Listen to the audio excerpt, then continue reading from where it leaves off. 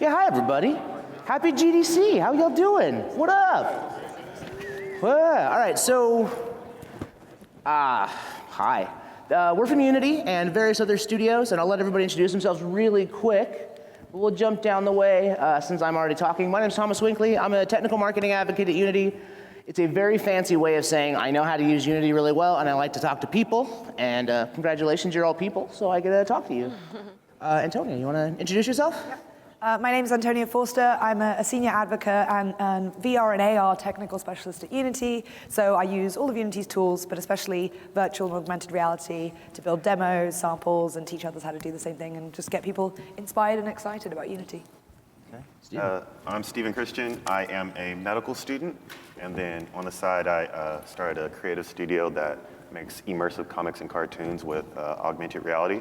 And so built in Unity, been an animator for the past 15 years and, newly into the XR space. And so it's been an interesting journey working in real-time rendering when animation is mostly pre-rendered, so.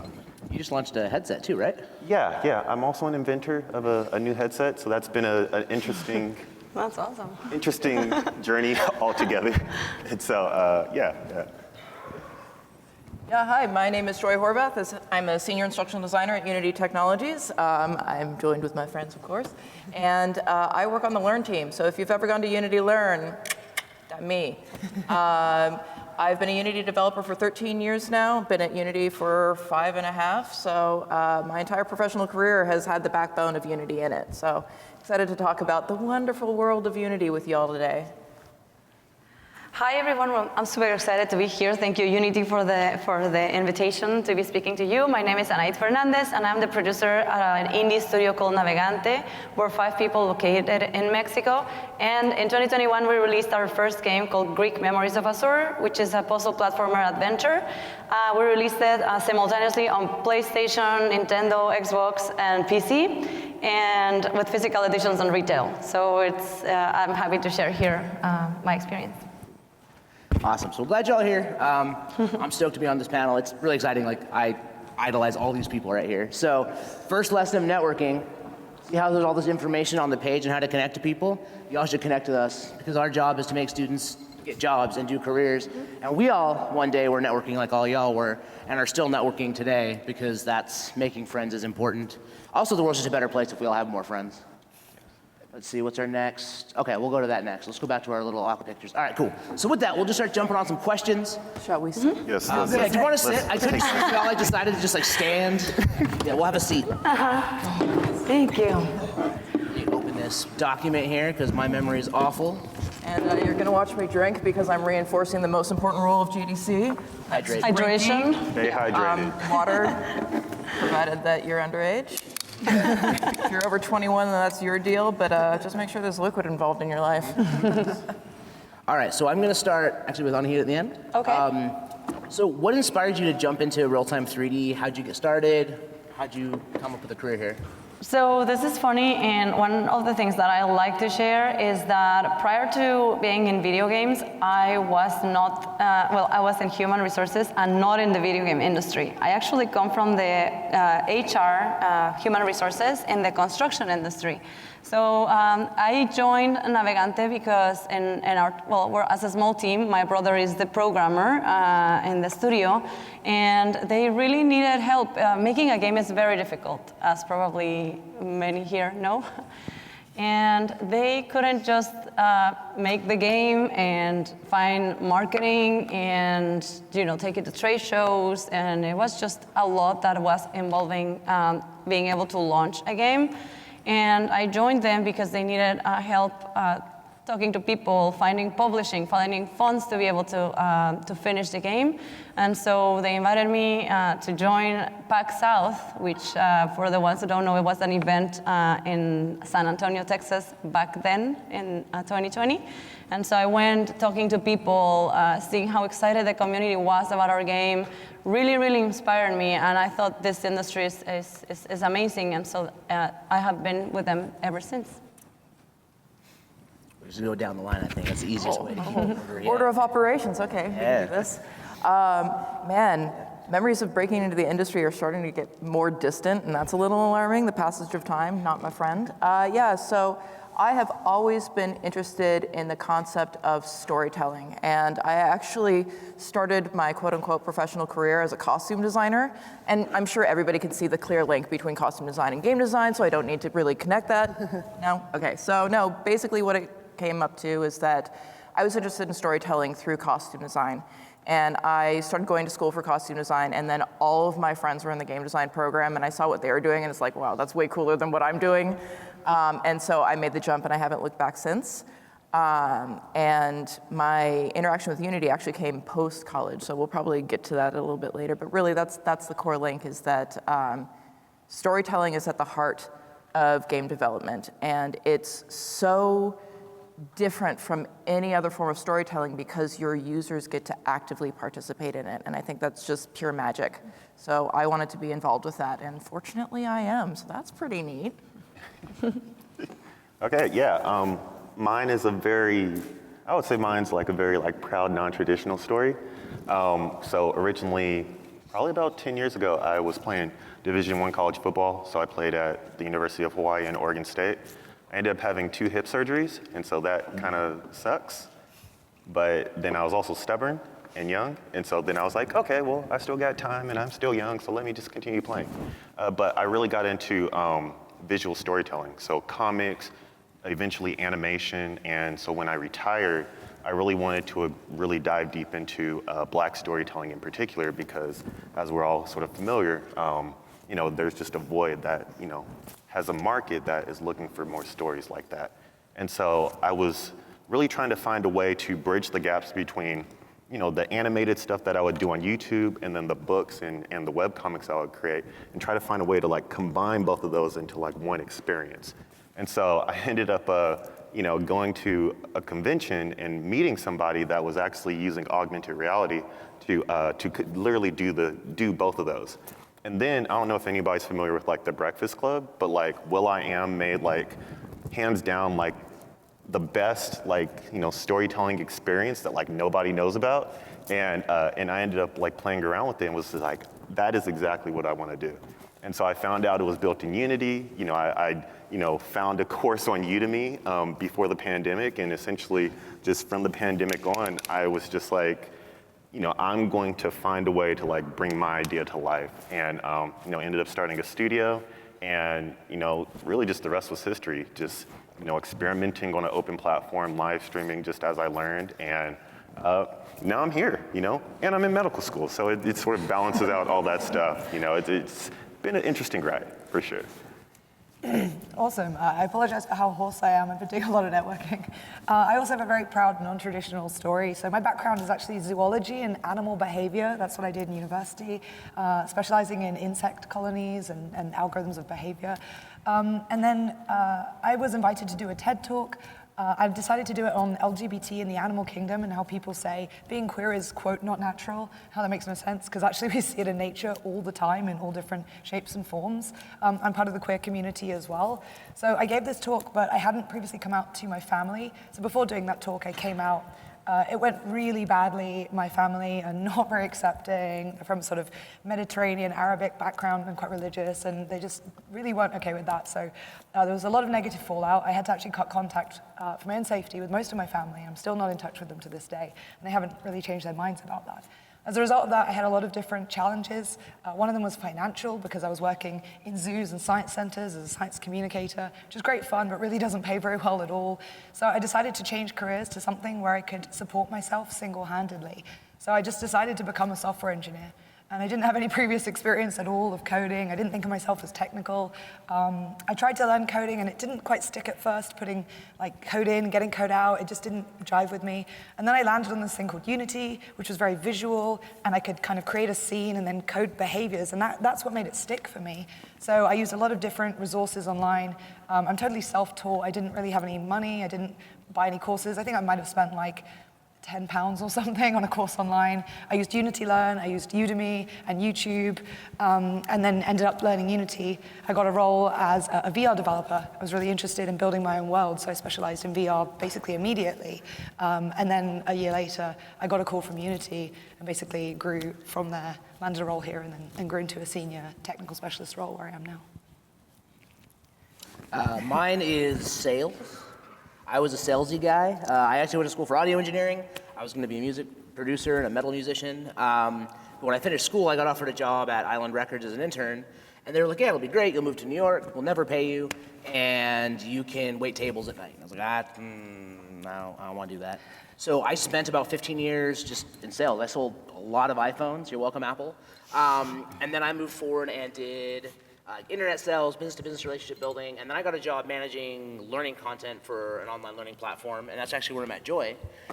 And I was editing a lot of video content, right? So using my audio and video skills, I was editing tons of Unity courses, and about 6 months into editing all of these courses, I was like, oh, this actually makes sense. And so then I started managing the Unity content, got my professional programmer certification, became a Unity certified instructor, and started doing like moonlighting work for the Unity, what the Unity education team was at that time. And then, yeah, like 15 months ago, they stopped giving me contract work and just made me show up all the time. So now I'm there. Yeah. So kind of, I hope it kind of shows everybody that like, there's not like one right path to get into real-time 3D and game dev, whatever that might be, right? Like y'all get, if you want to be there, you'll get there, and it's all different. Like, we all got there in different ways. So. Totally. All right, let me pull up my next question here.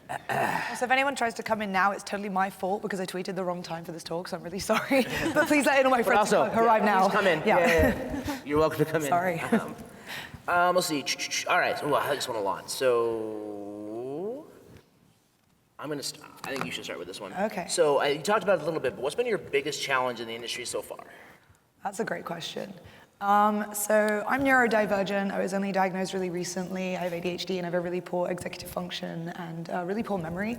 So one of my challenges is like when I learn stuff, it really doesn't stick. I have to just relearn it again and again and again. But what I found to overcome that was I could document things as I go. And I've actually found out this is really common for a lot of programmers and people in technical roles. So for example, I'll be trying to achieve something. I'll watch YouTube videos. I'll keep documents of what I'm doing. If it doesn't work, I'll cross out the solution, but I won't delete it.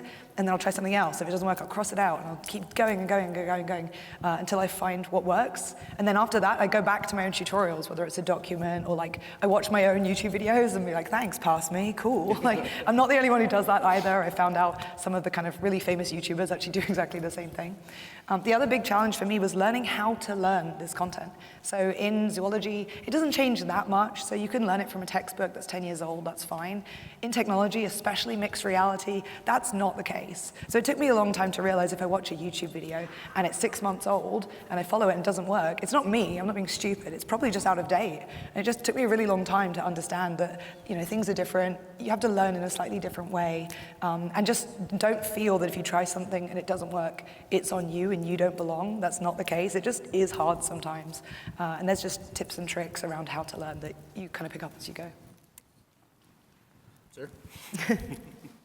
The big thing that I've learned is that you're essentially in a constant state of experimentation.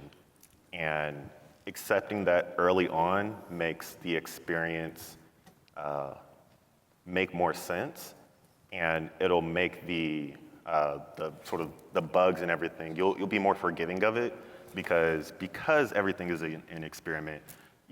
The bug that you're dealing with or the problem you're dealing with may be not a problem in the next update, which will probably, if anybody's like used the Unity editor, the worst thing you could do is like have the latest version of the editor because you'll just run out of space on your computer. But like if you do update, make sure it like fixes that bug. And so experimentation and really just honestly like finding where you fit in. I think that's the big thing. I was fortunate enough to have an extensive history of animation and visual storytelling and comics to rely on. So when I started using Unity, I knew exactly what I was trying to do, and it was just a matter of trying to figure out the problem of how do I build the solution for my specific use case.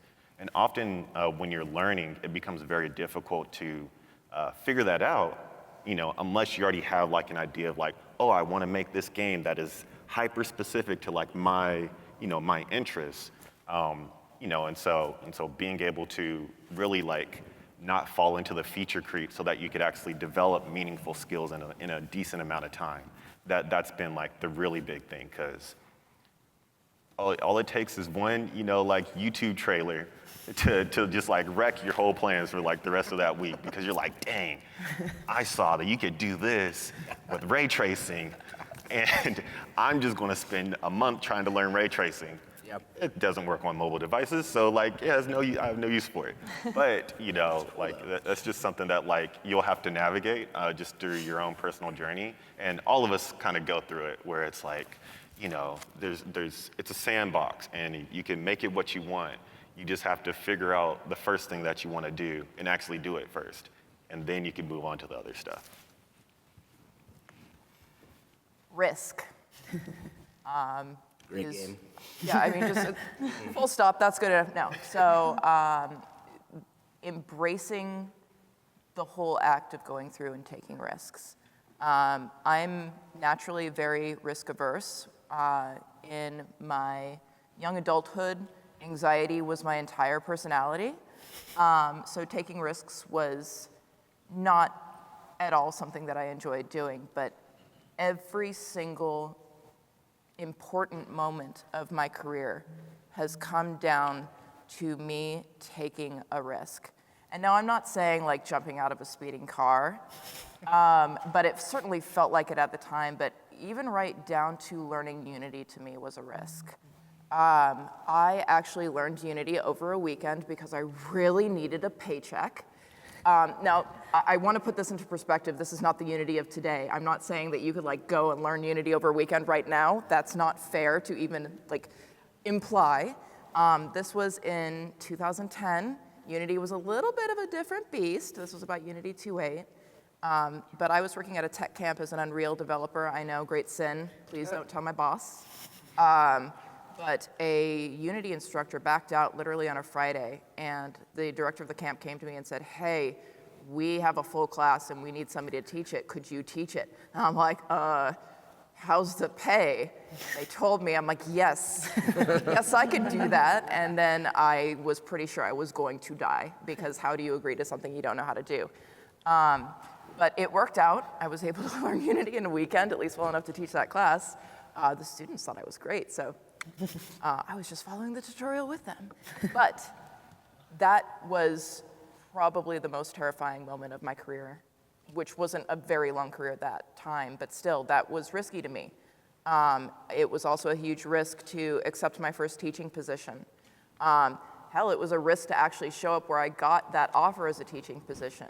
So there are moments in your professional career where you think you're not ready to do something, and you want to say no because it's safer to say no. And the answer is to say yes, because the worst thing that could happen is that you just fail and then you try again later. But best case scenario, it launches your career further. So the hardest part is risk, embracing it, and I think everybody has those moments. Yeah. Can I add a note to that? No. Raise your hand if you think that we all know what we're doing all the time. Like this panel, generally. Wow, okay. I love it. Can you lie a little bit, please? No, thank you for the liars. It was. Like, to be very fair, like, we're all figuring it out day by day, and that's been something I've learned in my career as I'm going forward, is like, nobody knows everything, and we're all just kind of sorting it out. And even like senior people are just better at muddling it out than junior people, or they've muddled out more stuff and they have more pages of notes to go look at. So like, remember that when you're talking to people, because like I suffer from imposter syndrome a lot, and I have to remind myself like that person knows more about rendering than I do, but they may not know more about this thing than I do, or we might know exactly the same, or we might just be dumb. Like, you just don't know. So I didn't mean to derail, but anyway, Anahit, you're up. Well, picking what's the most challenging thing for us was difficult because starting an independent studio is very difficult. Yeah. And so picking one was interesting, but I guess For us, the most complicated part was finding a publisher or finding the funding to be able to make our game. And just to tell you a little bit about how everything started, my brother and Gustavo, which are the co-founders of Navegante, they started making this game for a long time, more than we would like to. It started in 2013. And basically they started because being in Mexico, there is really not a big industry there. And they really wanted to belong, they really wanted to work in games. And because there were no opportunities, then they created their own opportunities. So they started making their project. There were no funds, so basically they worked full-time jobs, and then at the end of their shift and weekends, they would work on Greek. So that's why we say Greek was made 4 times, because there was the Greek one, and then they started learning things, and then applying the new tools that Unity, they've developed in Unity always, and so they started applying the new tools.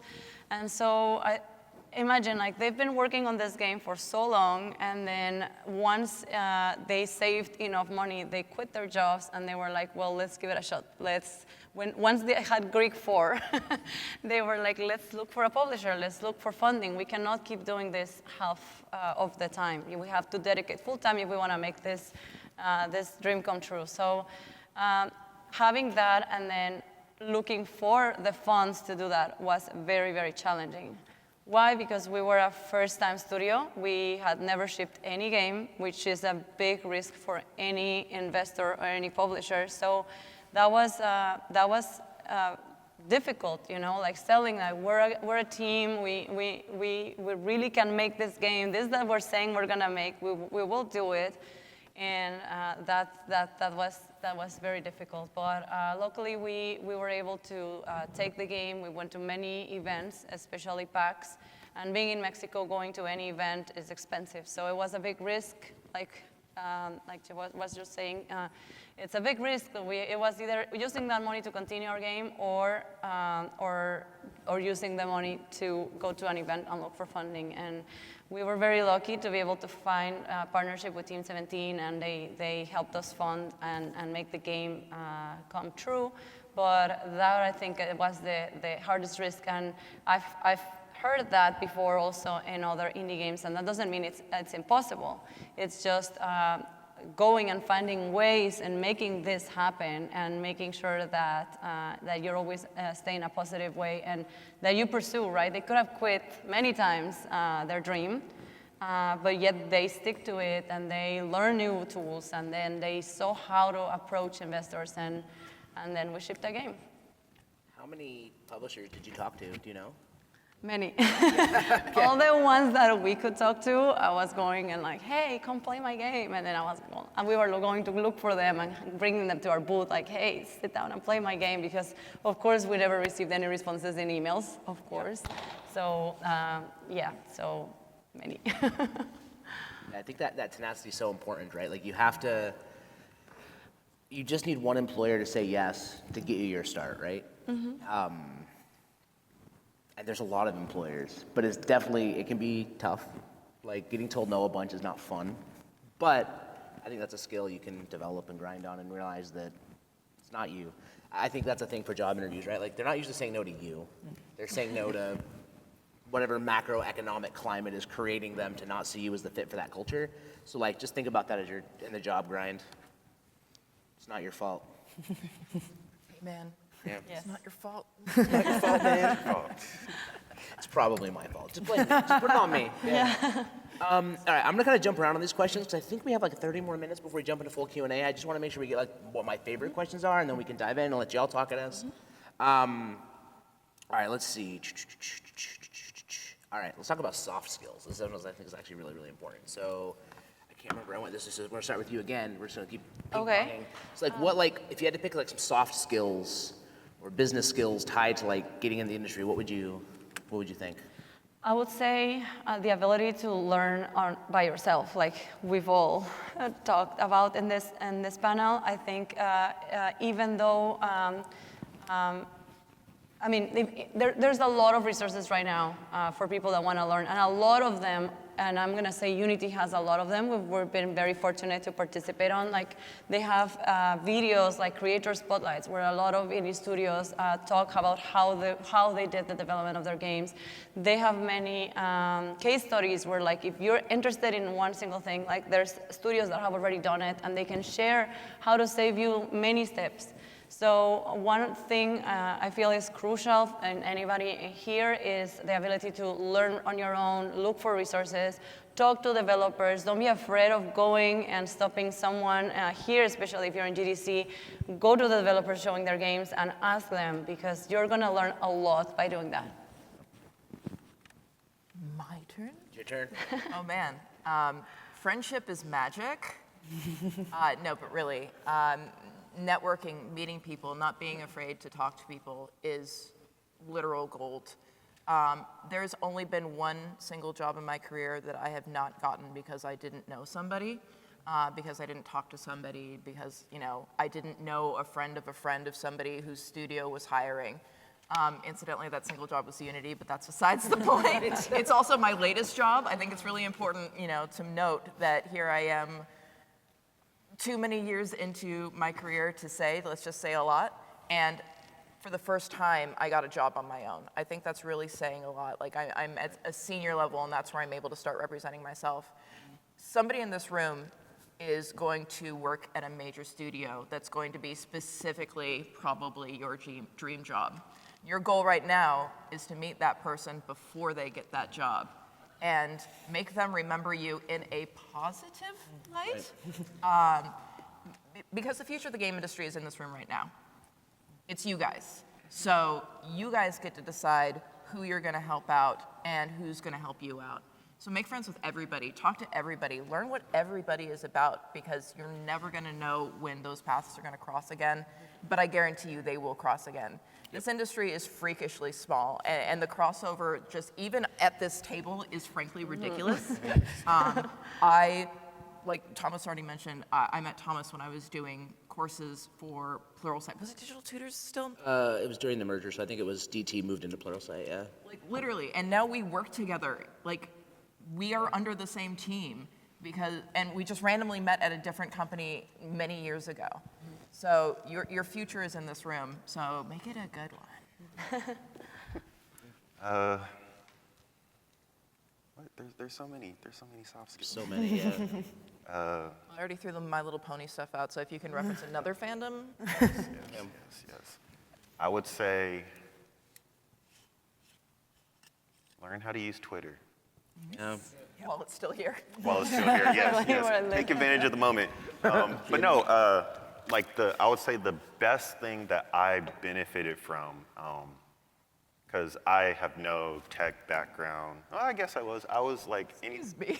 Okay, so Man invents get no lined all tech these background. I was an animator and a football player. Yeah, you're right. Animation isn't technical at all. What am I saying? That was right. But the knowing how to document in a way that is storytelling, and being able to utilize that as an asset when you are trying to tell your story and being on social media. I think that was one of the big things that benefited me, because as you don't have to be an expert to get opportunities. Yep. You just have to show a level of comfortability and flexibility to get a project done. Yep. Because it's also ultimately it's based off of opportunities come based off of you being able to create projects. So if you could create projects for yourself, then people will see that.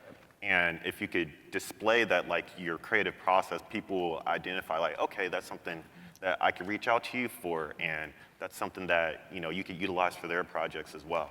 And so being able to not only work on the projects and as you're learning, just finding ways to document that that's sustainable for you, so that way you could develop a voice for yourself. Because ultimately, when an opportunity comes, it's you and them, and you have to somehow negotiate what works best for you in the project.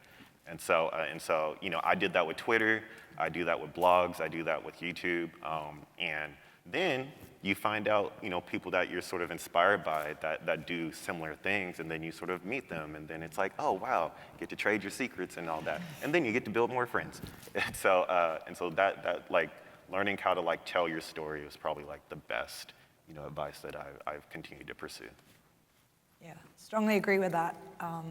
Learning out loud, I think, so to add to what you're saying, document what you're doing, but don't wait until you feel like you know everything. And, even now I often feel, oh, well, I could do a tutorial on this, but I don't know it like super well, so should I actually be teaching it? No, like learn out loud. That's the way I think of it.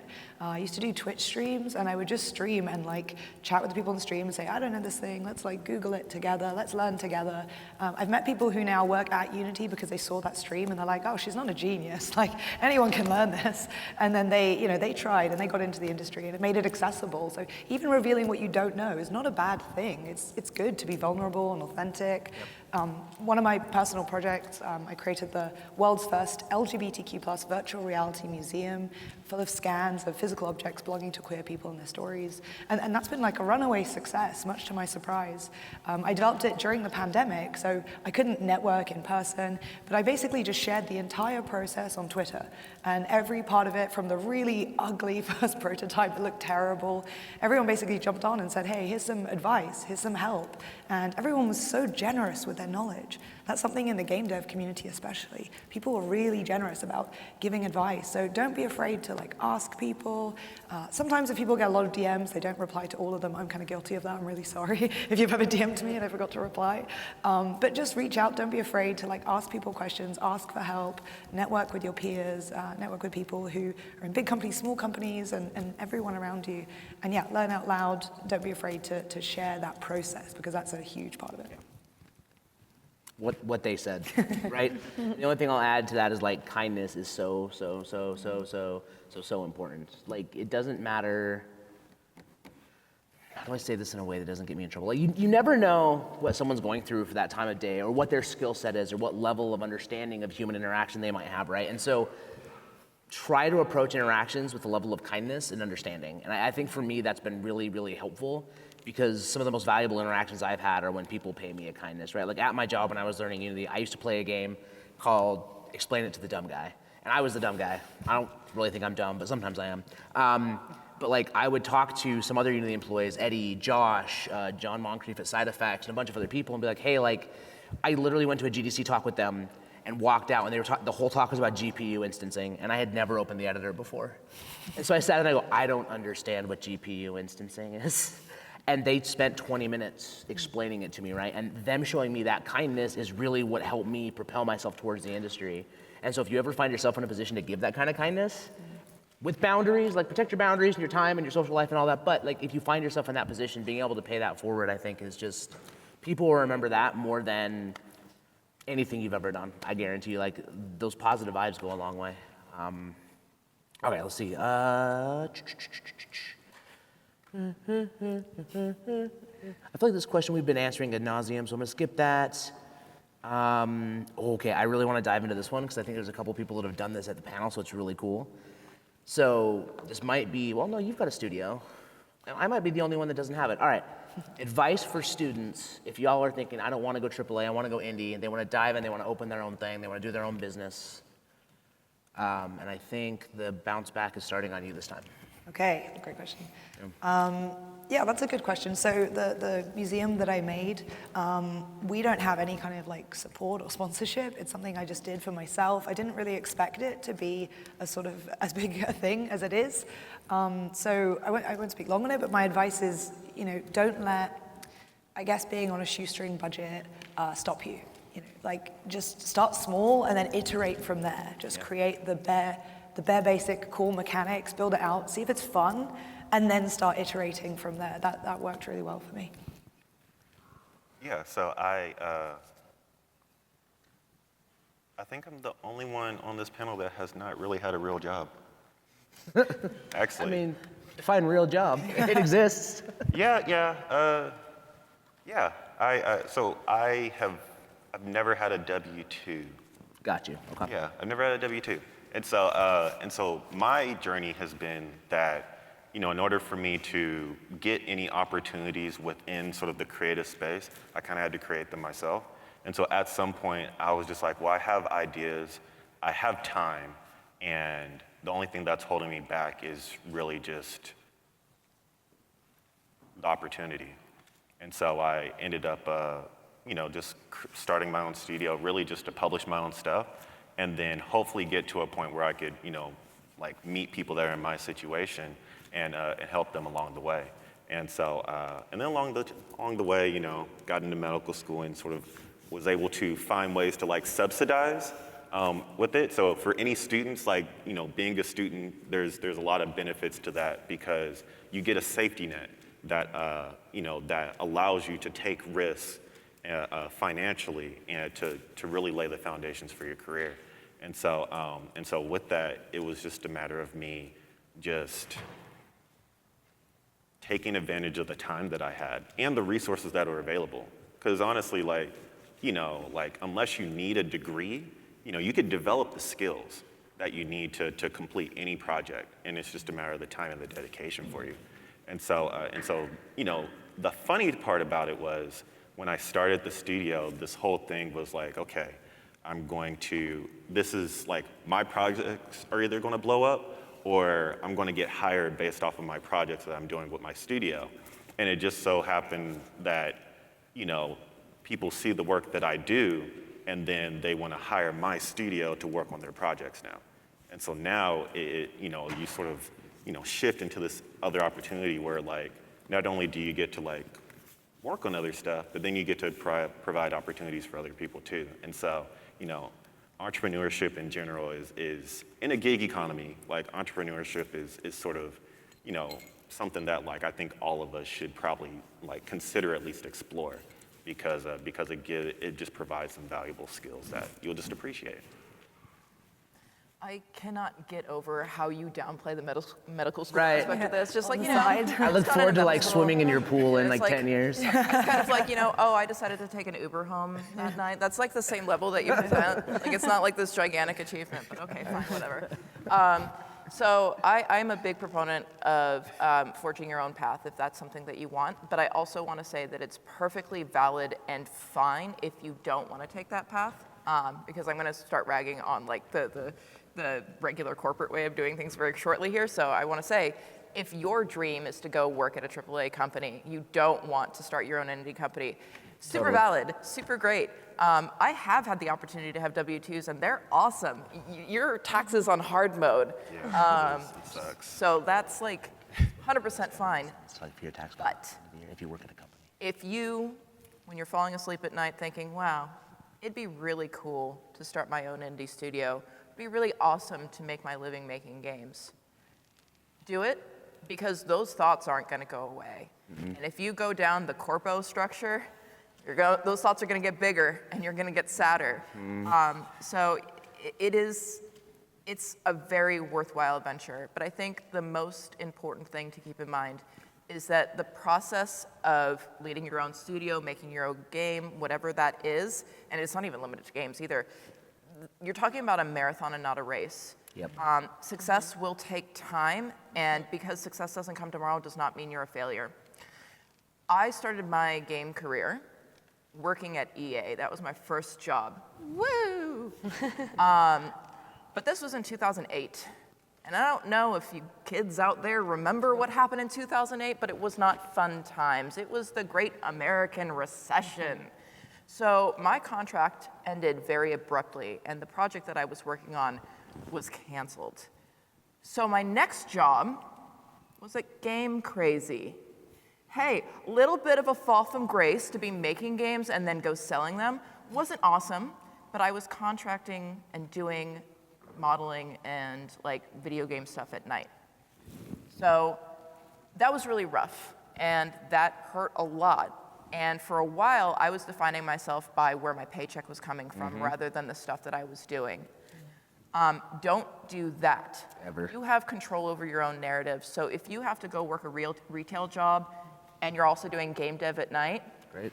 you're a game developer who's got some stupid side gig at Starbucks.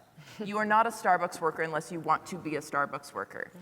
So just change your perspective, keep working, and know that if you keep at it, eventually you will make it through. And also remember that you also define success for yourself. If you don't sell 1 billion copies of your first game, I mean, factually, this is going to happen. Like, you're not going to sell 1 billion copies of your first game unless, I don't know, you have ape in your name. But if you think about, okay, my goal is I actually release my game, and then you do it, guess what? You're a successful indie developer. So be very clear about what your goals are, know that you're in it for the long run, and don't worry about the fact if you have to get a paycheck from somebody else for a while. Most people do. And to add to that, because I was on that journey for quite a long time, right? I was in sales for 15 years. Oops, sorry, my mic is bumping. Think about what you're learning and what skills you're developing while you're doing that thing, right? Like, I was at GameStop for 6 years, AT&T for 6 years, sold business internet for 3. I got really comfortable having really awkward conversations with people. Especially when I did business internet sales, part of my job was walking into offices of strangers and trying to talk to them about the glory of fiber optic internet, which, by the way, is wonderful. You should get it if you can. But like, I got very good at that, right? And so now when I go to events like this, if I walk up to a table full of people, it's just like, hey, I'm Tom. What are y'all doing, right? Because that barrier in my brain no longer exists, because to take care of my wife and my dogs and pay my bills, I had to be good at it, so I got good at it, right? So even if you are doing something else that you don't consider to be game dev or your end goal, think about the catalog of skills you're building while you do that and how that applies, because in the business world, as human beings, we're very unique, deeply complicated creatures, but in the business world, we're a compilation of stuff we know how to do. We're skills, right? And so one of the reasons why I feel like I ended up where I am is like, well, I know stream production, and I know video editing, and I know audio editing, and I know how to talk to people, and I can get on a stage and talk to people, and I'm lucky enough to know all these wonderful people. Like, it's all a combination of weird life choices that get you to where you're at, so don't sweat like what you're doing now, sweat where you're trying to go, and do a really good job of what you're doing now to help drive yourself there. Anyway, you're up.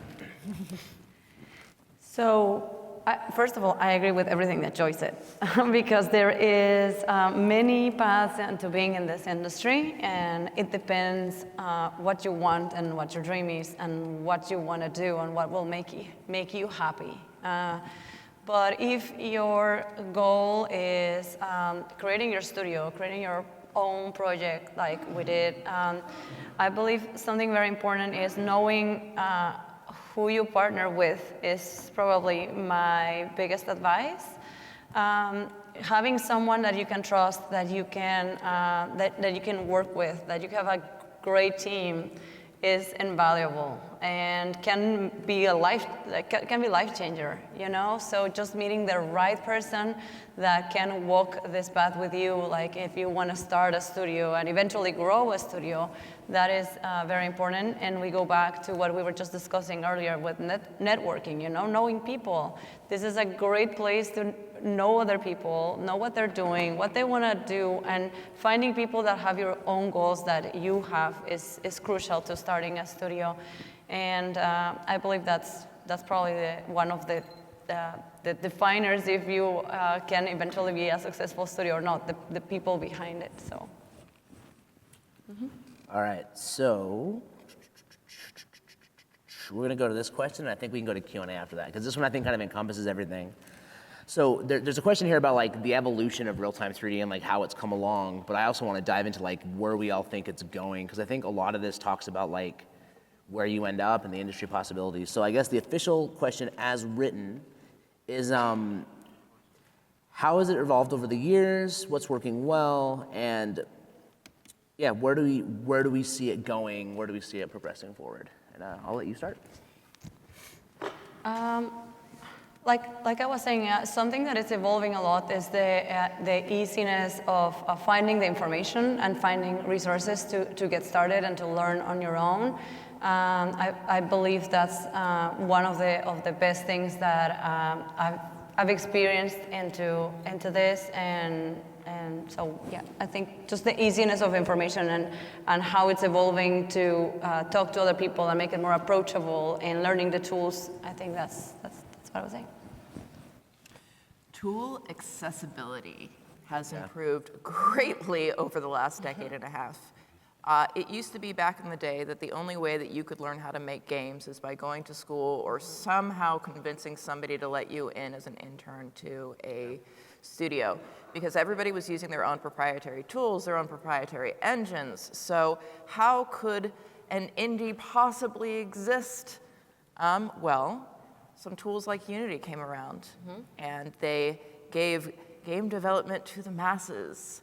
And that changed everything. It was so difficult to break into games in the early days. You really had to jump through a ton of hoops. But today, if you had never done anything with games before, so just pretend that, I don't know, you entered this room in a fugue state and you don't do anything with games.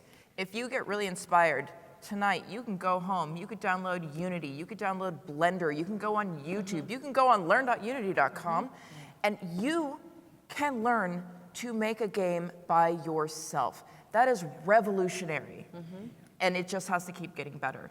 And I think it's going to. You know, there's a lot of talk about AI right now. I am unwilling to get into that, but all of that is to say is that every day there are more tools that make you more viable as a developer on your own. I strongly believe that the era of these monolithic, companies is coming to an end because the power is being put in the hands of the people that matter, and those people are you. So I have a sunny outlook on how things are going. So yeah, that's my thoughts.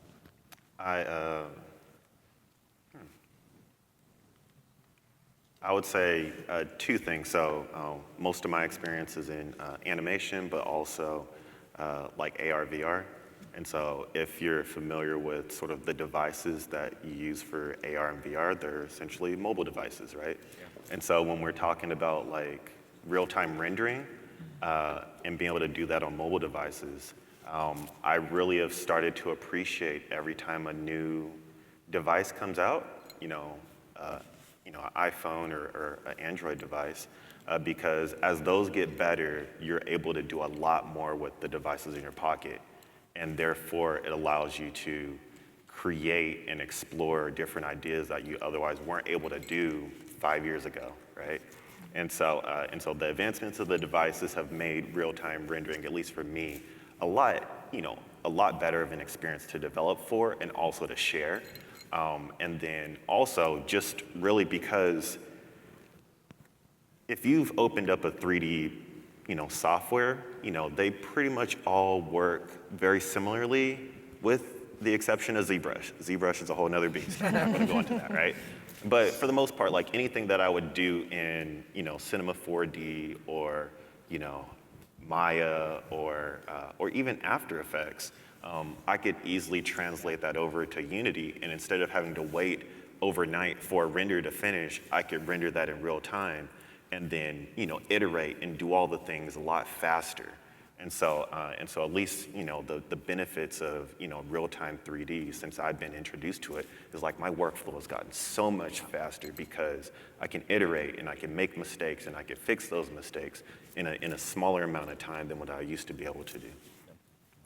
I also work in augmented reality and virtual reality, and the hardware is changing so fast. I really think this year is going to be huge for those devices. Yeah. So if you do have any interest in developing sort of mixed reality applications, I think there's going to be a lot of demand for that moving forward. And just broadly, real-time 3D tools, I think like what you can do is always changing and expanding, and how quickly you can do it, how easily you can do it. And as you said, the things you can achieve as a solo developer are becoming more and more incredible. So many award-winning games that are made by one person that you wouldn't know. You would think it's a AAA studio with loads of money, and it's just like one person in their house on their weekends or whatever. So yeah, it's incredible. It's becoming more accessible every day.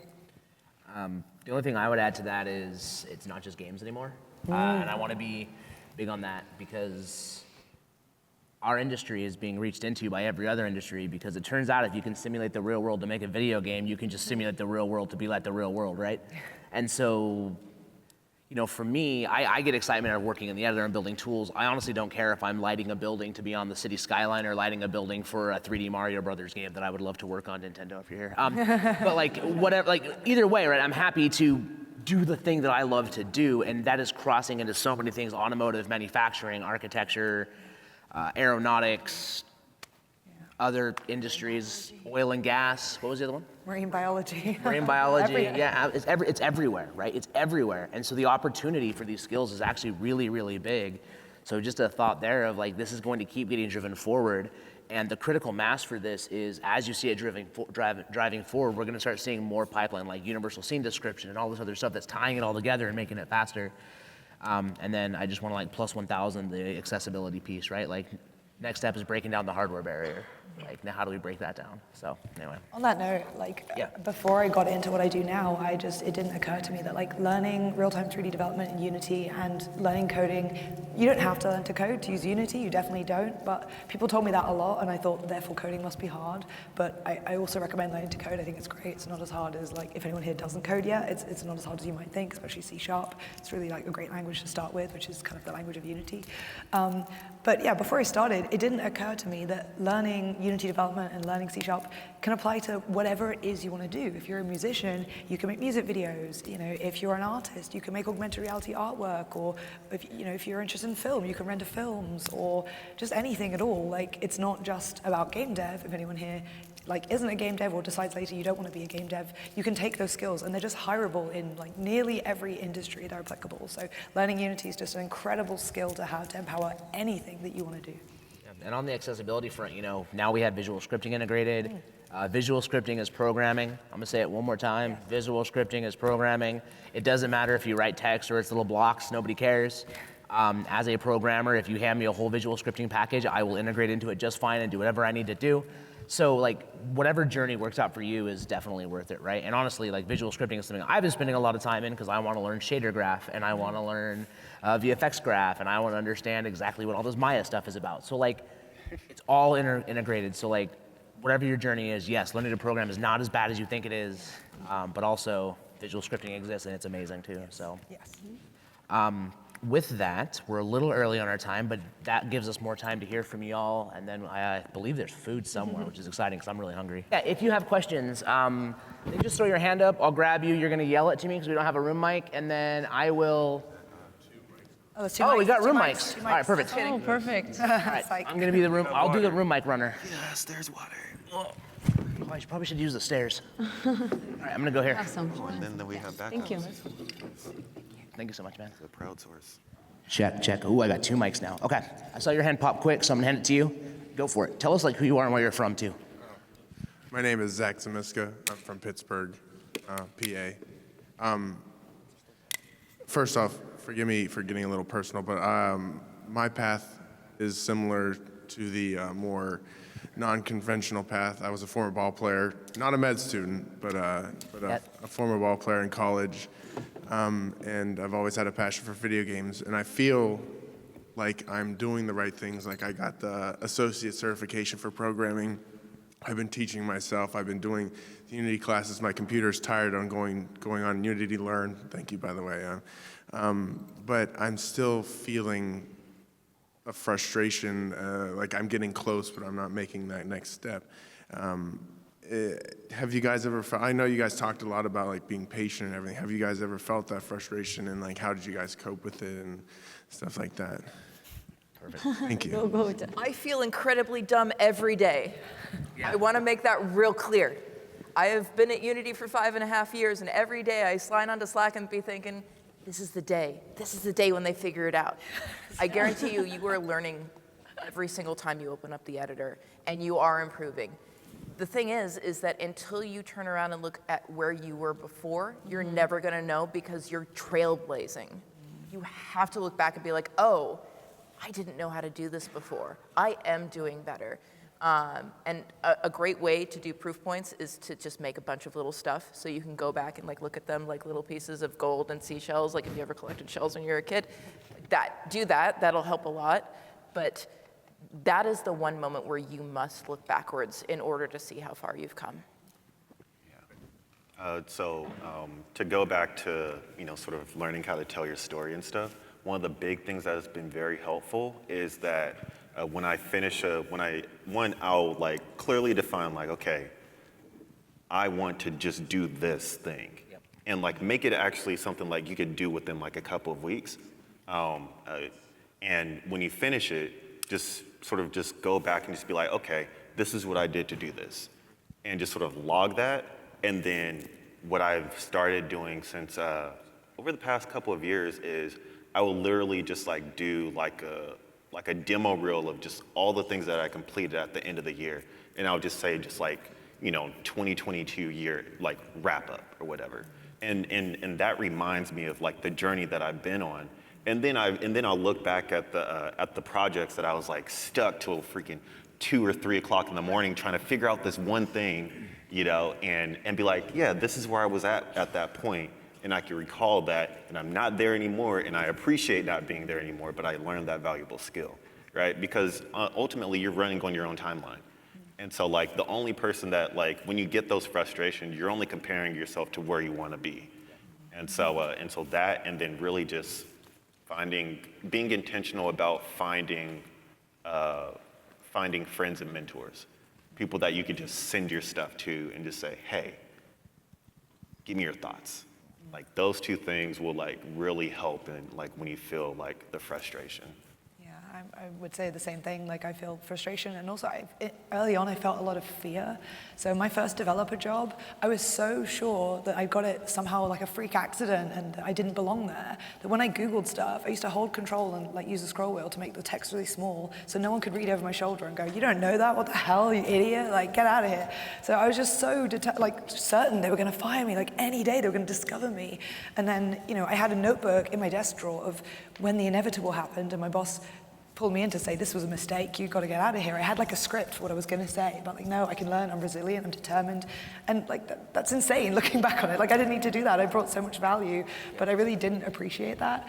I tend to alternate with tech between feeling like a genius and feeling like the dumbest person in the world. Those are like the two states of like hitting my head against the wall and then being like, I'm a god, like I'm invincible. And they're like, what am I doing? Like I can't do anything. Be really careful about negative self-talk. So I have this thing I say, which is really bad, of like, this should be easy, this should be easy. Like, how do you know it should be ezy? And then I talked to other developers. I met the creator, like one of the team of Superhot. He's a lead developer at Superhot, if anyone knows that game. And I was talking about multiplayer, and he was like, oh my God, multiplayer is like so hard. Like, I watched your tutorial. I was like, I don't know anything. He's like, I don't know anything. No one knows anything. Just Googling stuff, So it's like, stuff you assume is kind of simple. It's really not, A lot of this stuff, it's not that intuitive. It's not that easy. So yeah, if you're not getting it, be very careful about what you say to yourself, and just be really resilient. Have the audacity to just try and keep trying, and don't assume it's on you. Just assume like, maybe this tutorial is old. Maybe it doesn't work anymore. Maybe the tools have changed. Like that's a really common thing. Don't just assume like, I can't do it, therefore I don't belong here, or I'm dumb, or it's a really easy thing to slip into, but it's very toxic. It's the hardest part, I think, of it.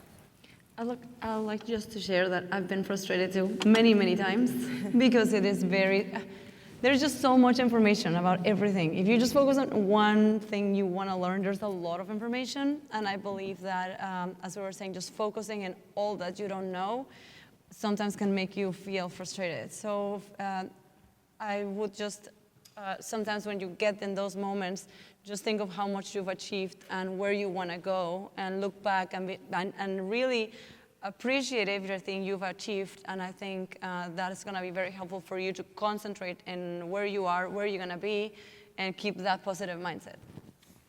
And I'll add from a developer part, the storytelling. When you're preparing like your GitHub piece, I always recommend put those learnings and what your goal was and what you're doing in your README, because if someone's a technical recruiter in the room, no disrespect, but like they're not programmers. They are recruiters. They're persons. They're good at vetting data.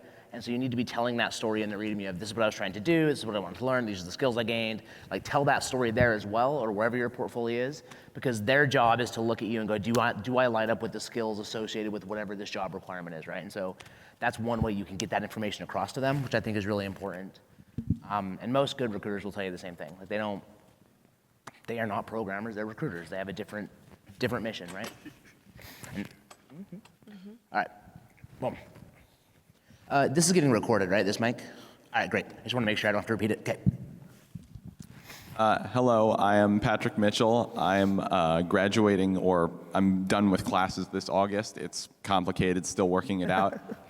I'm in a programming role, and To Thomas's point, our game dev skills can be used in other industries and whatnot, and I've been wondering, okay, well, I struggle to find jobs that I really like resonate with sometimes, and so when I hear the like, okay, other industries, I'm like, yeah, I'd be cool to work in other industries as long as I'm doing like as long as the programming I'm doing is like game-like, but I'm like, how do I search for that kind of thing? What kinds of job searching do I need to do to find or to include jobs that aren't just games? Because if I just put programming, then it's all of the programming, including the stuff that I don't necessarily want to do.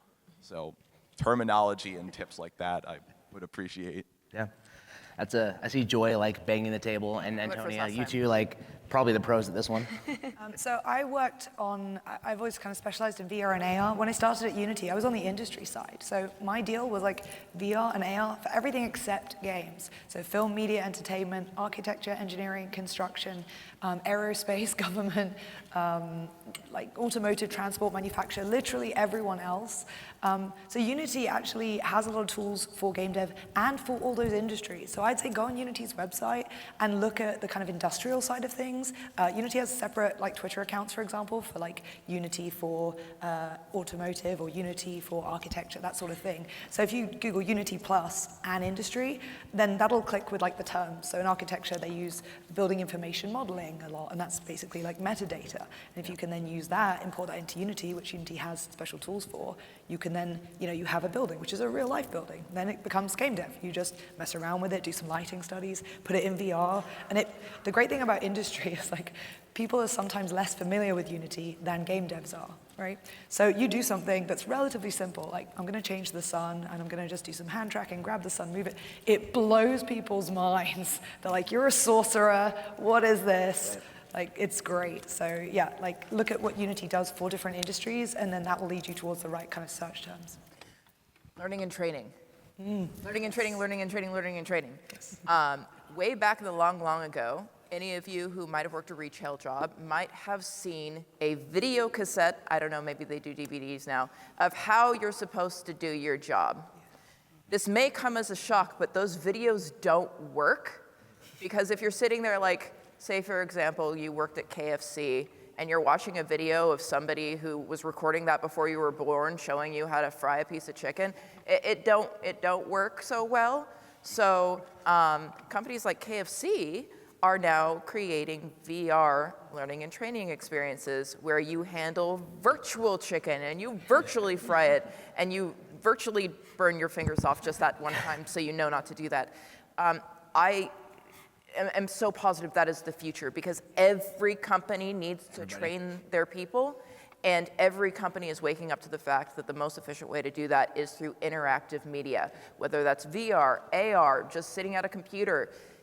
We need people to be able to do that. We already have game devs who have all of the skills to do that, but these companies don't know to look for a game developer. So they're just gonna have stuff on their website saying, oh, we need like a learning and training specialist who maybe knows a game engine or something, question mark, question mark, question mark. Go find companies that need to teach people things, and that's literally every company. Yeah. Totally. Well, I'd like to share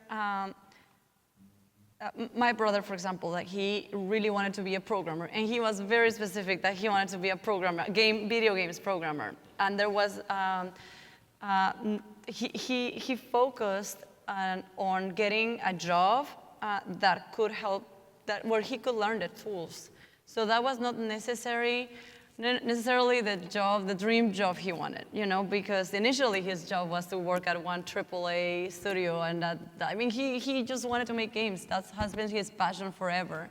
And so the way he approached it is like, well, I'm gonna look for a job that, in this case, I can learn how to develop in Unity.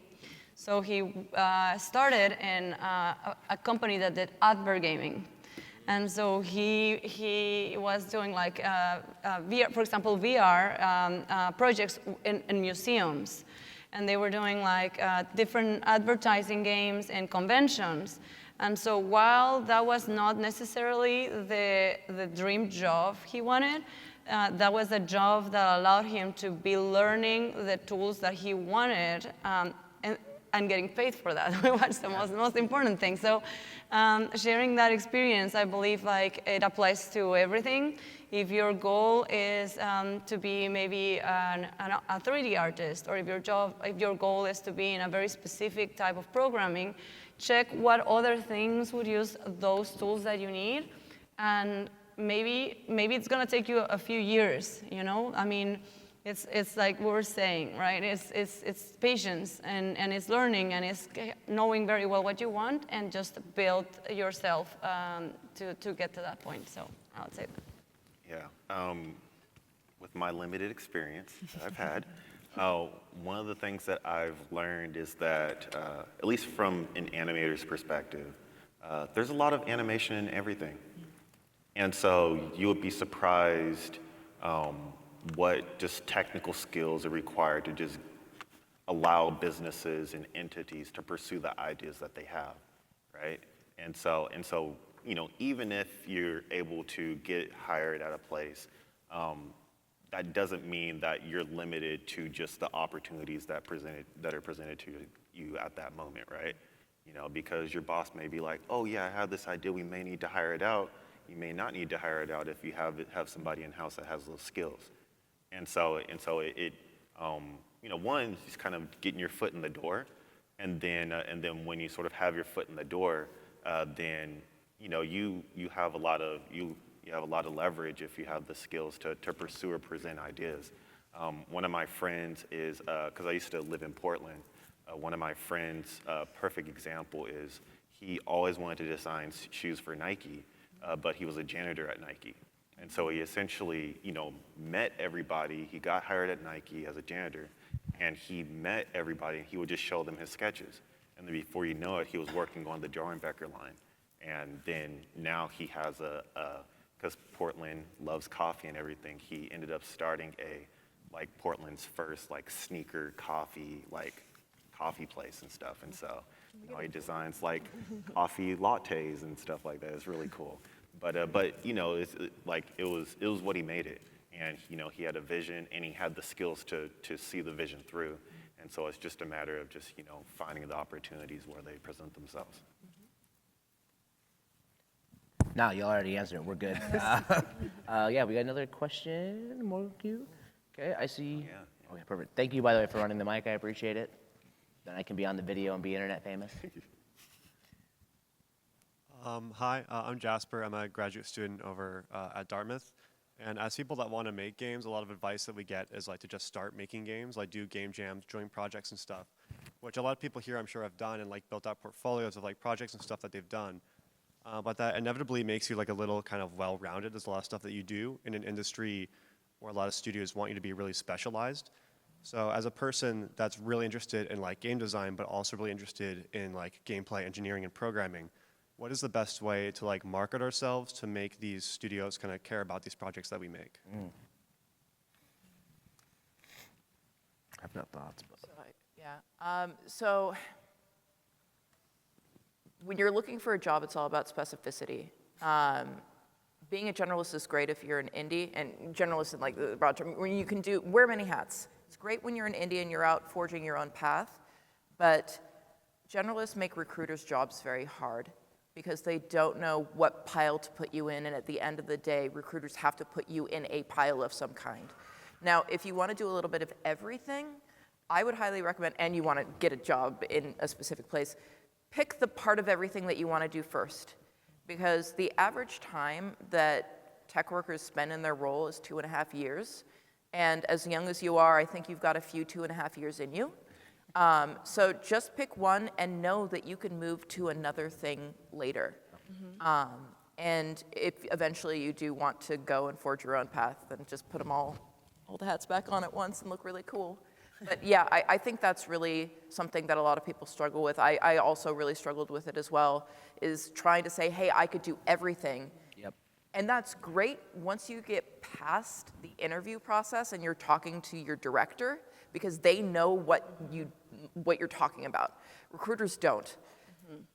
Again, Thomas already mentioned, sorry to any recruiters, but I think they'd agree with me, is that you just need to make yourself fit in a little box to get past that initial phase. And then like, if you want to talk to your director and say, hey, by the way, I could also do this, this, this, and this, great.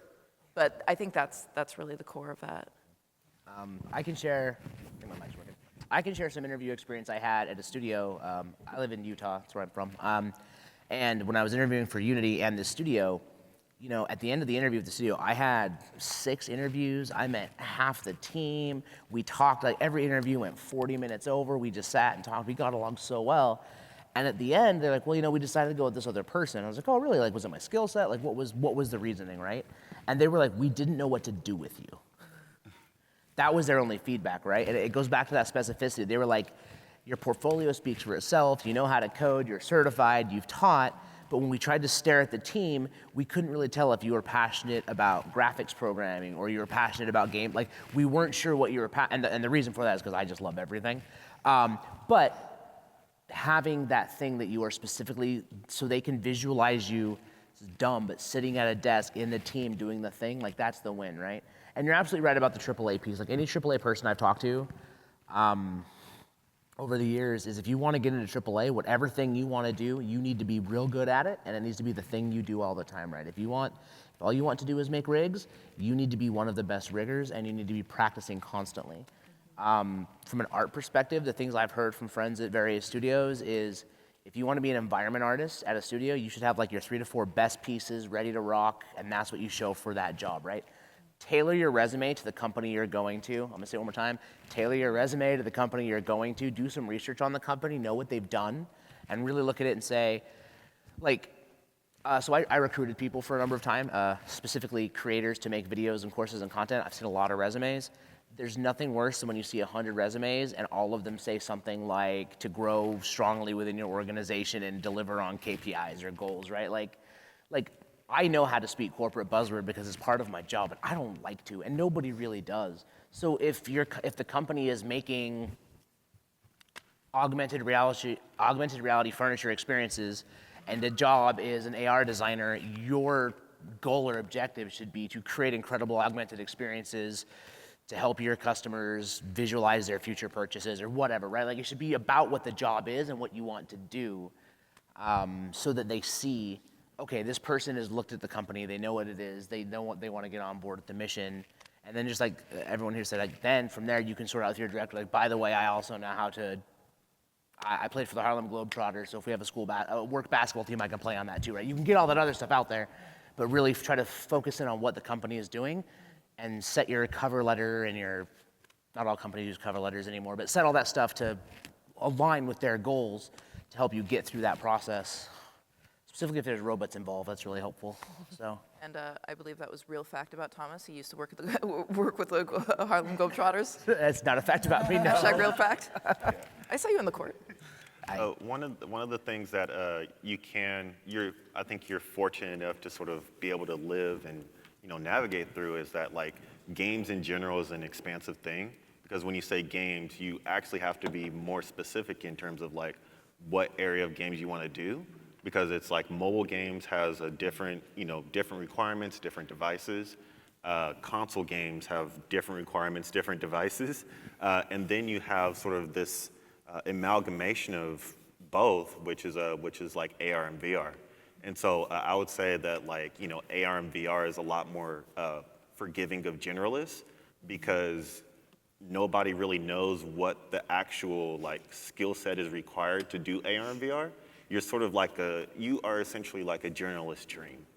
Like that's what an AR VR developer is like anything that nobody else can do, you have to do to get to ship.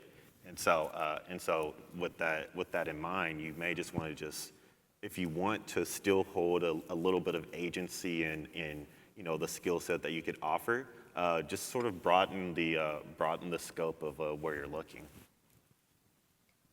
I'd like to ask, because I was in HR before, and I believe that is a problem in the recruiting aspect, like Thomas was just mentioning.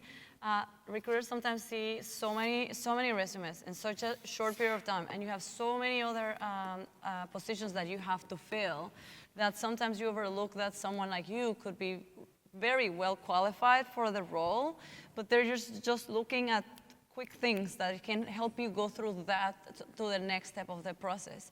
So I think a great advice was what Thomas was just saying. If you want to get into a role that is very specific or is listed in the job description, then just make, I'm just saying like to put more of the things that you know related to that position, because that will make your resume stand out with other resumes that the recruiter receive and help you go to the next step of the process. And then when you go up, like they were saying, then you can show that not only you're qualified in that aspect, you're qualified in so many other aspects that will give you other opportunities within the company. That's probably the hardest part for me as a resume person, because like as a developer, I'm a work smart, not hard guy. So I always love to reuse my code, reuse my projects, but in like resume land, sometimes you gotta have 100 different versions of your resume depending on how many jobs you're applying for. And don't be afraid to add in the resume things that you've accomplished too, because that's important. Like sometimes we have this imposter syndrome of like, oh, I don't want to like say that I did that or something. It happens to everybody, but just know that what like you've accomplished is important to also show and show that in your resume. So. Yeah. Okay. Who else? Oh, right there. Perfect. Hey, my name is Quattro Moore. I'm still a high school senior, so this is probably going to be a question more on the educational side than the industrial. I have a question about schools, or UCs more specifically. Which UCs would you recommend for someone who's interested in going into game design and development? Like, are there any really good professors at UCI or places where there's something really exciting happening? And yeah, that's it. Thank you.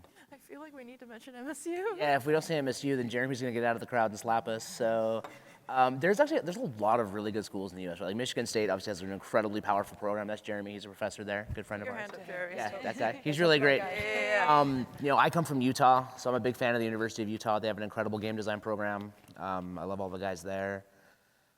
Yeah, I went to school at Utah Valley University. I went to a community college for audio engineering. I don't know. I have complicated opinions on colleges, so I'll let y'all.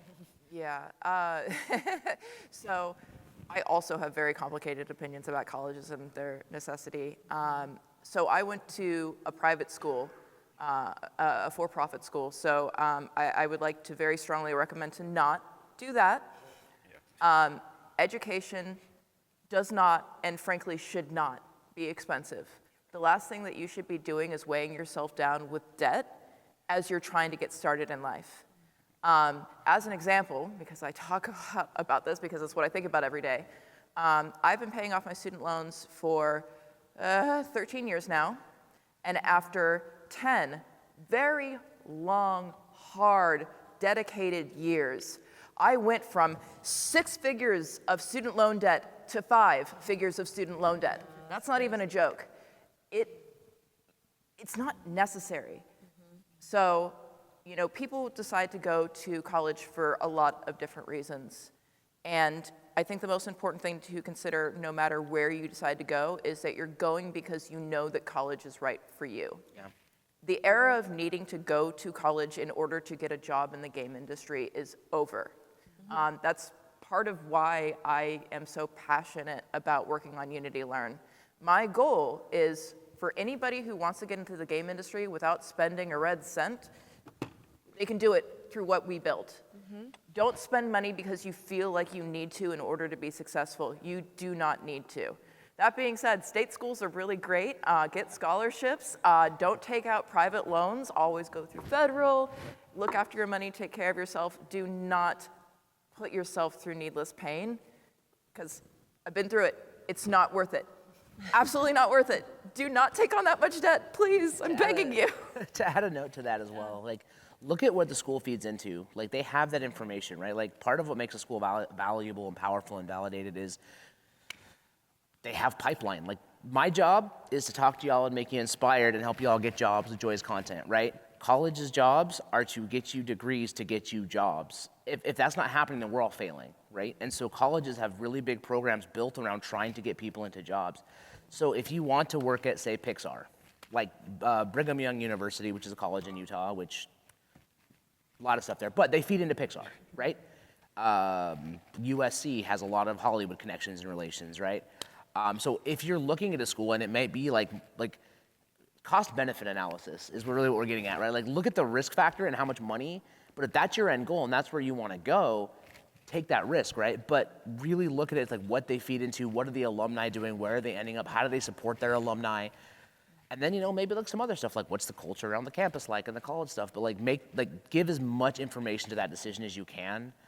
And if you're not sure about those connections, reach out to someone in the industry who's where you want to be and ask them where they went and what they did. And just copy that. Yeah, get those questions, because everyone's gonna have, human beings are unique, weird, complicated creatures, right? And if I could go back and do college all over again, would I? I probably would, and I'd probably do the same thing because I made a lot of really cool friends and a lot of really good connections. My world started with audio production, right? That's what I was gonna do, but I still learned a lot of really, really cool skills. Just research it heavily and look at where that pipeline leads you. But there's a lot of really good schools, and really look at just want to reiterate what Joy said, look at what the costs are versus the opportunity. Because if they have one alumni placed in a really big studio and they're marketing that one alumni really heavily, but they're charging you a ton of money, maybe consider that you could go to a school that's cheaper, has a cool thing, and you just never know who you're gonna meet. It's all about really just that cost-benefit analysis. And it also could be in a city you wanna live in, and therefore you just go there anyway, because that's the city you wanna be in, right? Just make sure it aligns with all the stuff you want to do before you make that big decision. It's a terrifying decision to make as a 16, 17, 18-year-old person. That's a big thing, so just do a lot of math on it. Yeah, and also internships. Yeah. And I think I was unfortunate. To graduate. Yeah, so I finished, when I finished playing, I went into the workforce with no work experience in 2014, 2015. And that's when they passed a law in California that in order for you to work at a company as an intern, you actually had to be a student.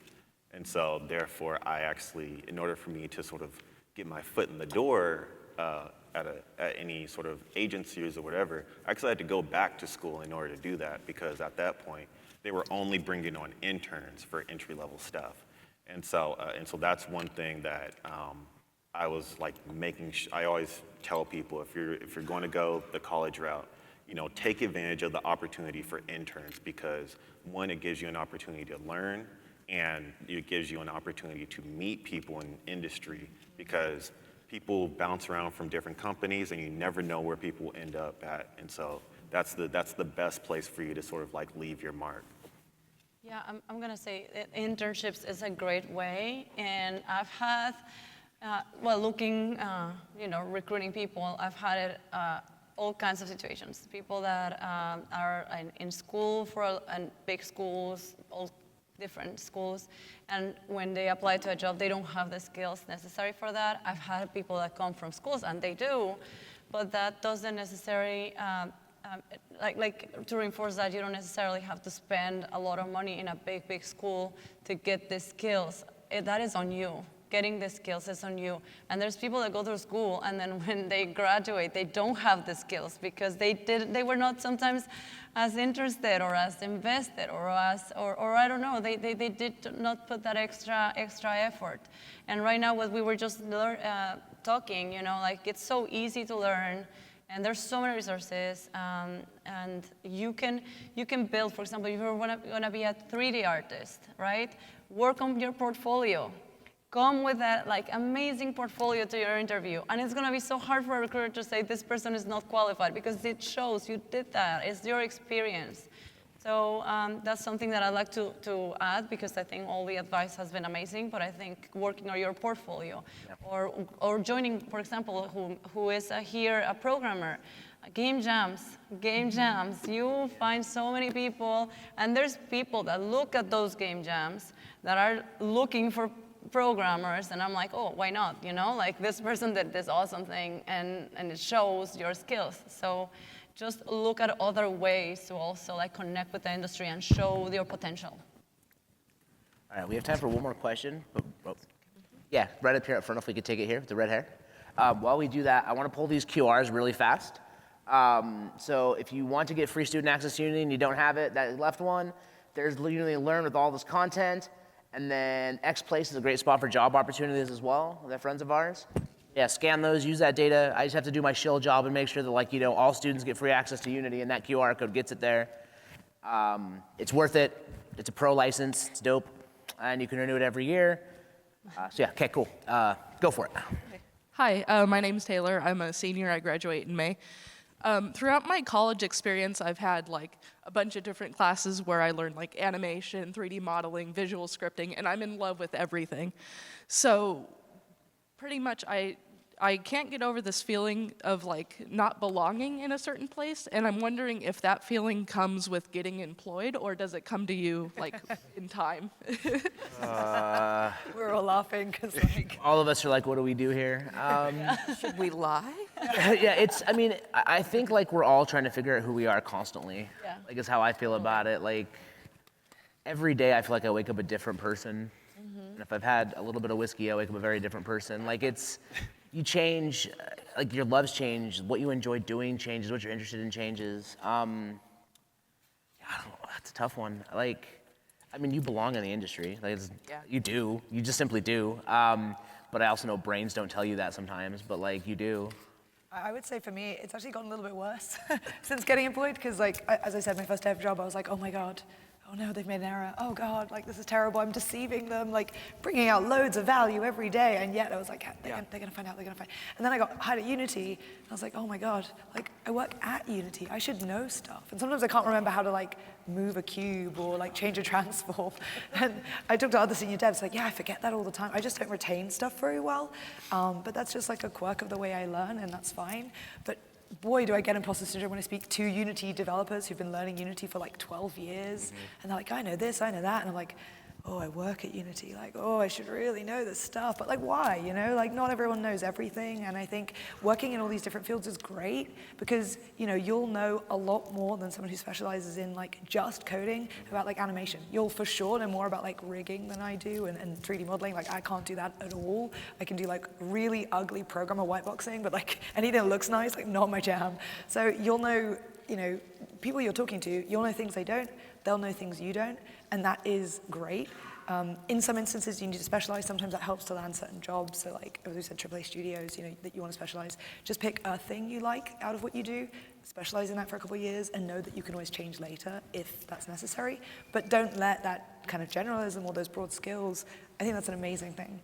I think of knowledge like a comb. You have this kind of broad, or like a T-shape. You have very broad kind of slight knowledge of lots of things, and then deep knowledge on one thing. I find that's quite a helpful model. And just to enhance that or add to it a little bit, you know, everyone should know a little bit about everything in this industry, because if you're a programmer, you should understand what your animators and riggers and other people know, right? You've got to know what they're doing because it'll make you a better programmer, and you need to know what the designers want so you can expose the right variables. So like, there's nothing wrong with knowing a little bit about a lot of stuff and then being really good at other things, and then your comb can extend down. When you said that, I thought of Spaceballs and combing the desert. Sorry.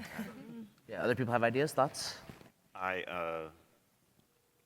For the longest time, I started like teaching like courses and stuff like that. And the one problem that like I kept running into is if anybody's ever like used like, you know, methods and functions and stuff. I'm still learning the lingo for all these things. But I kept getting stuck with get components in children and get component inc in children. And I literally stayed up to like 6 a.m. realizing that I just had an S in there that I wasn't supposed to have. And I was like, dude, like, this is, wow, what am I doing here, right? And so it's like you go through this evolution in your journey where like you take on new roles and you take risks and you sort of, you know, claim that identity, and then you make a life decision, and then you sort of hit the reset button on that, but like in a different way. Because, you know, since I started medical school, it was like, okay, I'm the creative one now. And it's like, dang, I spend so much time being creative. I don't know if I'm good at medical school, you know? So it's just a never-ending thing, right? And so as long as you just do yourself justice by just, you know, being able to reflect on like, what are the things that I care about, and how am I just going to improve on those things, and then just continue to move forward. I mean, that's all you could do. terrible joke of our existence is that the more you know, the less you know. You know, you get hired at, at your first job role, you get really specific in things that you're doing, and you realize, oh, there's so much more than I ever realized. How can I possibly learn all of this? I feel like working at Unity, I somehow know less about Unity than I ever did. Like the last 13 years might have been a dream, but no, really what it comes down to is that like the feeling doesn't ever really go away because you're just expanding how much you know, and you're gaining wisdom, and that's making you feel dumber. Our brains aren't good, is what it ultimately comes down to, but I think the most important thing to keep in mind is that that is a universal truth. Everybody experiences that if they're thinking about things. If they're not, then they're probably living a really great life, but I can't speak to that. It comes with wanting to explore and like grow, right? Like if you feel like you know everything and you're like complacent, which is totally fine, by the way, you don't always have to be climbing and learning, but I get bored when that happens, right? And that usually for me is a signal of it's time to go. Like, all right, I know everything. I'm not interested in learning anything else about whatever this is. It's time for me to go, right? So it can also be an indicator when you hit that point of I totally belong and I know everything and I'm at the top of my field. Time to either expand that field, blow it up and change it, or go somewhere else. I'd like to also mention, personally, it happens to me. It happens to me that sometimes I'm like, you have those thoughts of like, do I belong here? Do I belong to this industry? 3 years ago, I was HR in a construction company, right? And now I'm here speaking to you guys about the experience. And it's hard because there's so much to know that I don't know, because it's like we were saying, like each area is just a world. But knowing, and what I want to share is like, you do belong. And if you're here, and if you're interested, and if you're passionate about it, this is for you. I also just want to add to that. If you're someone who's underrepresented in the industry, so if you're female or of a marginalized gender, if you're queer, if you have like a disability, I would say neurodivergent, but I actually think we're very well represented in the industry. I feel like most engineers are neurodivergent that I know. If you're like black or Asian or of an ethnic minority, or if you're queer or trans, or if you're underrepresented, it can be even harder, right? Yeah. I love being in rooms where I am my passion is like gaining technical skills, or what people perceive as, I guess, technical skills, and learning about tools and coding and mixed reality. I love being the least knowledgeable person in the room, even if the skill's not perceived as technical. I like being the one in the room that knows the least, because I have the most to gain. But the problem is, like being a woman, being very out and queer and things like that, people might assume that I know the least in the room. And I get really mad when they're right. It's really annoying. So it's like, it's a difficult line to walk, but at the same time, I don't care anymore. I used to feel that I had something to prove. I used to not like that if they assumed she's probably the least technical in this room, and they were right, because I was going into rooms with very senior engineers because that's where I wanted to be. It used to annoy me, and I used to feel like maybe I shouldn't be in these rooms, maybe I should prove them wrong, and I'm like, I don't have anything to prove. You know what? Like, I'm in this room because I want to learn. That's what I care about. I don't really care what these people think, actually. And it turns out people who make those assumptions, like, they didn't matter, they didn't get in my way. The engineers in the room were great. They just wanted to share their knowledge and teach me, and now I'm one of them. And I still try and be the least skilled person in the room, because that's the room I want to be in. All right, we're over time. So, and y'all are probably like, wait, we have to stay here until there's food. So we'll let you go eat now. Yeah, thanks so much for hanging out, y'all. It was really cool. I think we'll be hanging around food time and just kind of wandering. If you want to chat, if you see us on the floor, stop us and say hello. Please add us on social media, Yeah, please. especially Yeah. like LinkedIn. Here, add us on social media. Yeah, so please connect with us online. There's the data there, and like if you're working on projects, you want someone to look at your stuff, we're always happy to look at projects, talk about it. So send it over. But y'all have a wonderful rest of GDC. Enjoy the student day. Thank you.